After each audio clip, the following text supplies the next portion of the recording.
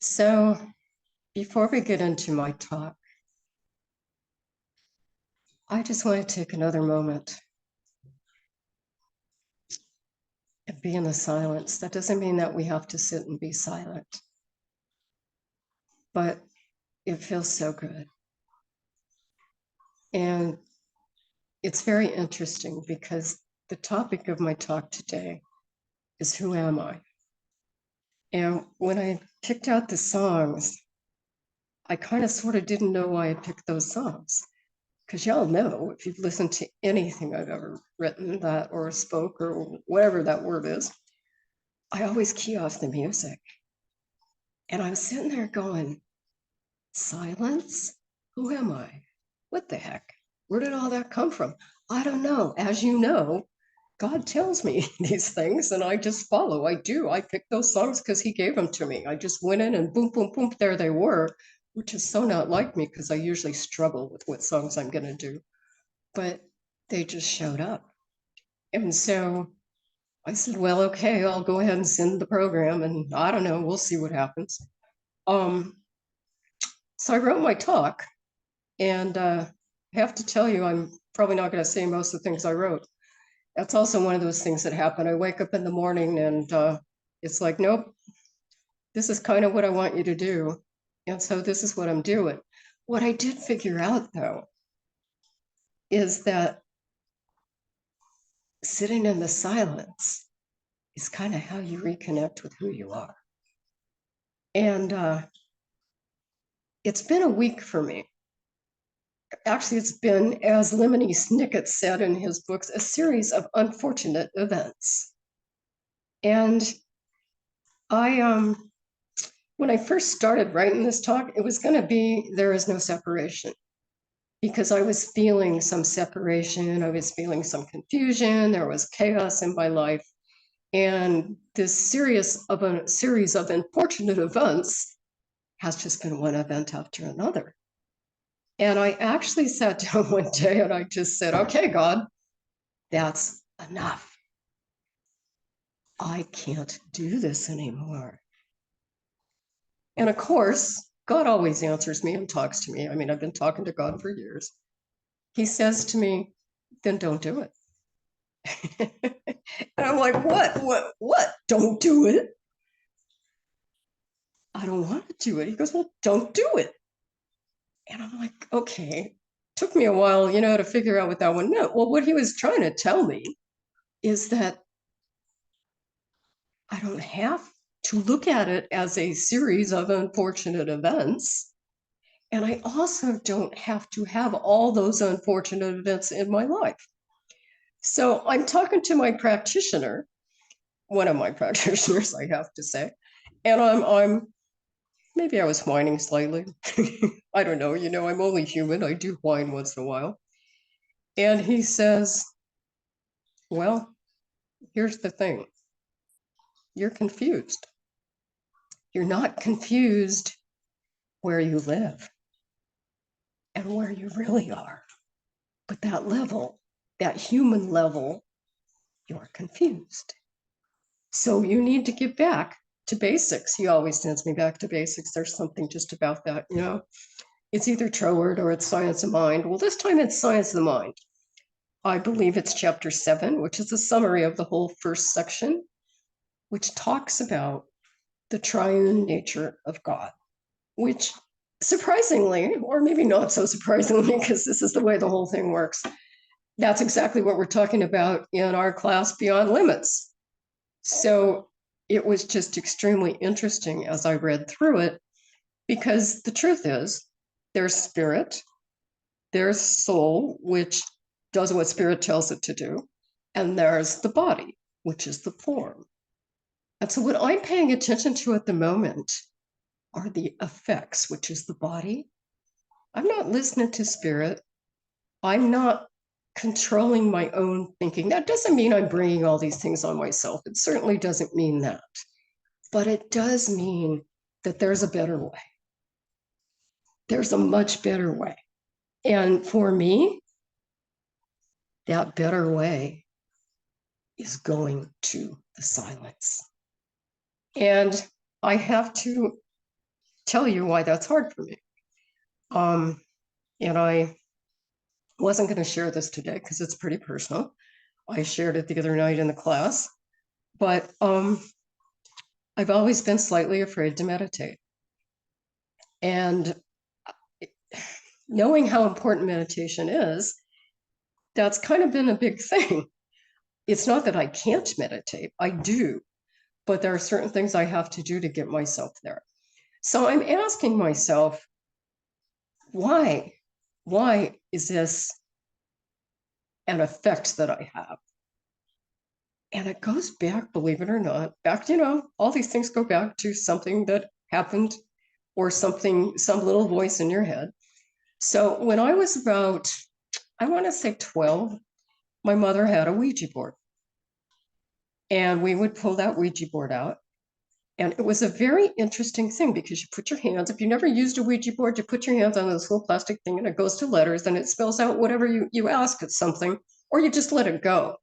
Well, the Ouija board used to swear at us, which was quite interesting because my mom was very, uptight, blah, blah, blah. But it also used to say things that it shouldn't know. Now, we all know that was probably coming from us, but it also used to predict things that would happen. And it was pretty darned accurate. And for somebody who's 12 years old, it's pretty darn scary. So I and then, I don't know, one day something happened and my mother was kind of very scared by what happened. So she stuck it up in the closet and we never used it again. Now, she might have burned it, knowing my mom, but she never said that.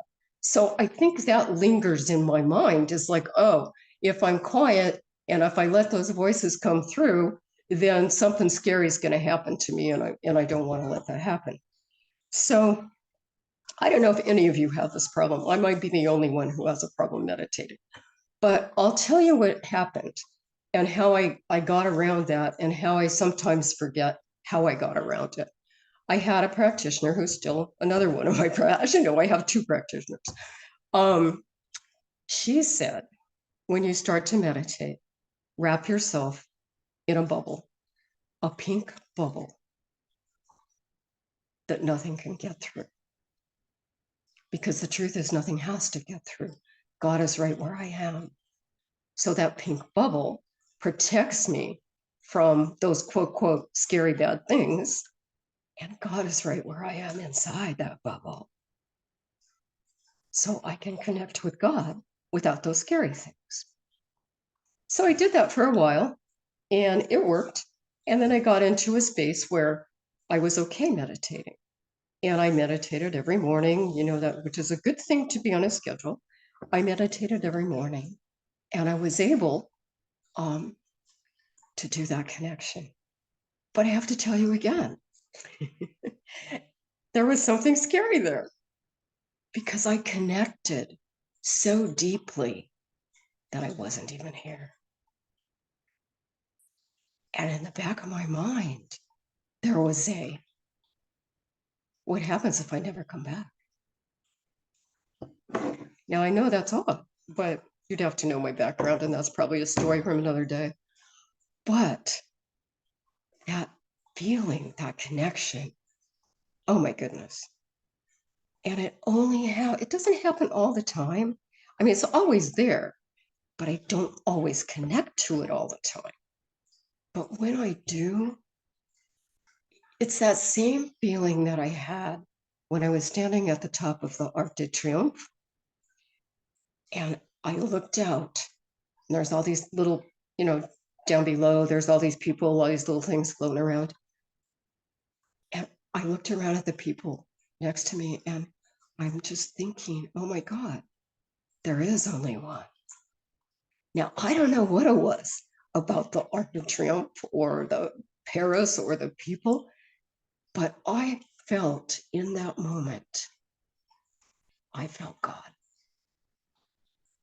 And that's the same feeling I get when I really take the time to go into the silence.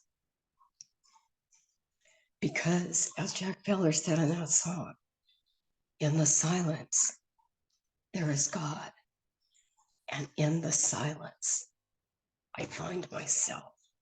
Because guess what? God and I are one. We are. There is only one. There's God, and there's the triune, which is all a part of God. God, the soul, the body, this physical body, even that I see, it's a part of God. But this physical body is the effect. That's what I get caught up in. It's the effect. Because at the very core of who I am perfect. Now, does that mean that I ignore all the stuff that's going on? I ignore the accident, the stroke, the leg, the eye, whatever it is? No, I don't ignore it. I mean, it's certainly happening. It's physically happening to me. But is it who I am? You know, I said after I had my stroke, I told someone, I'm not going to let this define me, which is why I didn't tell that many people, because you can't tell by looking at me. And I just didn't want people to look at me and go, oh, she had a stroke. Not that people would, but in my mind, I would not let that define who I am. And I'm not going to let this leg define who I am, because the only person that could define who I am is me. And the only way I can define who I am is by going into the silence and going to God and listening to that still small voice that always speaks to me. So I have a couple other stories, but I think I'm going to just maybe skip those for the moment and talk a little bit more about going into silence, because I think that another thing that Jack Ballard said in the song is, in the chaos and the noise, we forget. And there is so much chaos going on in the world right now. And I think sometimes I try not to listen to the news. I do every once in a while because I do want to know what's going on, but there's just so much happening. And truly, the only way that we can have any control over it is to go into the silence and send that love, that power, what we know to be true, out. Because that's how we make changes. We want people to pay more attention to the environment. We want people to be kinder to each other. We want whatever it is that we want. It is all right here. But the only way it happens is for each and every one of us to be our own true self and send it out there, because the truth is we're all light workers. And that was the story I wasn't going to tell you, but I'm going to tell you right now. So part of what happened when I was talking to my practitioner, he always does this to me. You know, he zings me somehow and makes me think. So that's how I came up with the title of the talk today, because he said to me, who are you? Now, I know many people, when asked who are they, the answer to that is always not who they are, but what they do. I'm a teacher, I'm a daughter, I'm a mother, I'm a son, whatever it is, it's what they do. Now, the truth is, at my very core, I am a teacher. But that's a little different than saying I'm a teacher, because notice the difference when I said it. At my core, I am a teacher. I'm not a teacher, I'm a teacher. So that wasn't my answer, though. My answer was, because I know this stuff, right? I'm a science of mind person. I kind of know what he wants to hear, sort of.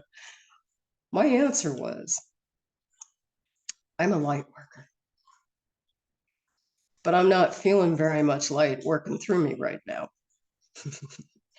And that's when he said, I'm confused. And boy, was he right. But that is the truth. We are all light workers. We come to this philosophy because we are light workers. We wouldn't be here if we weren't. We know that there is only one God. That's all there is. He's in me, he's in you, he's in around, he's in your neighbor. He's even in that person that pisses you off sometimes. And there's the secret, is finding the God in that person that pisses you off because he's there. And the likely thing is, if this person is doing something that's making you uncomfortable, you probably need to look at you and say, what is it there that's giving me that issue? So I want to read you something, if I can find it. I want to read you something. Actually, it's from 365 Days of Richer Living is September 14th. And I don't know about you, but this is a great thing to read every single day. I unfortunately got out of the habit, but I'm now back in it. There's 365 Days of Richer Living, and there's also the Science of Mind magazine, which is awesome. I just looked at this month's, whatever it is, this month's issue. It's a 2-month. They've gone to a 2-month issue, but wow. I think there's a couple things that maybe my next talk in there. There's just some excellent articles. I suggest if you're not subscribing to that you do so. And if you're not reading 365 Days of Richer Living, I suggest that also. It's a perfect segue into meditation or even out of it. It just kind of, for me, it's a real good segue in because it always gives me something to think about if I'm having that chaotic, confused day. And even if I'm not, it gives me a grounding. So I'm going to read you this and feel free to go back and reread it. It's from September 14th. And it's called Divine Power is Mine to Use. The perfect man is spirit-like. Great lakes might be boiling about him, and he would not feel their heat. The Ho and the Han might be frozen up, and he would not feel the cold. The hurrying thunderbolts might split the mountains, and the wind shake the ocean without being able to make him afraid. That's by Guangxi. Divine power is mine to use. Everything in nature is an individualization of one coordinating life, one law of being and one presence. But our minds have become so filled with that which contradicts this that even the truth has to await our recognition. You must learn to become consciously aware of the divine presence and the divine power, the wholeness of truth, of love, of reason, and of sound mind. Instead of dwelling on negative thoughts, cause your mind to dwell on peace and joy. Know that the power of the invisible spirit is working in and through you now, at this very moment. Lay hold of this realization with complete certainty. Say, I know that I am a perfect being now, living under perfect conditions today. Knowing that good alone is real, I know that there is one power which acts and reacts in my experience, in my body, and in my thought. I know that good alone has power either to act or react. I know that this recognition establishes the law of harmony in my experience, the law of prosperity, a sense of happiness, peace, health, and joy. Today, I hold a communion with this invisible presence which peoples the world with the manifestations of its life, its light, and love. I withdraw the veil which hides my real self and draw close to spirit in everything and in everyone. I accept everything that belongs to this spirit. I claim everything that partakes of its nature.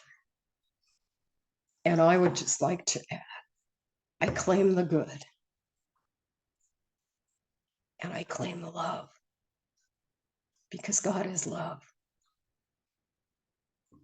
And God is right there, right where we are. So today, right now, I go into the silence to reconnect with God and with myself. Today, I wake up to my real, authentic me, and I allow my light to shine because that is who I am. I'm a light worker, spreading light, peace, joy, and the knowledge that God is right here in, around, and through each and every one of us. There is no separation. As Jesus said, I and the Father are one. Jesus can't be wrong. So will you join me? Join me in the stillness of that moment. Find that peace, love, and joy, and rest and breathe. And be your authentic true self, shedding your light and making that difference in the world that only you can make. It's up to you. So it is.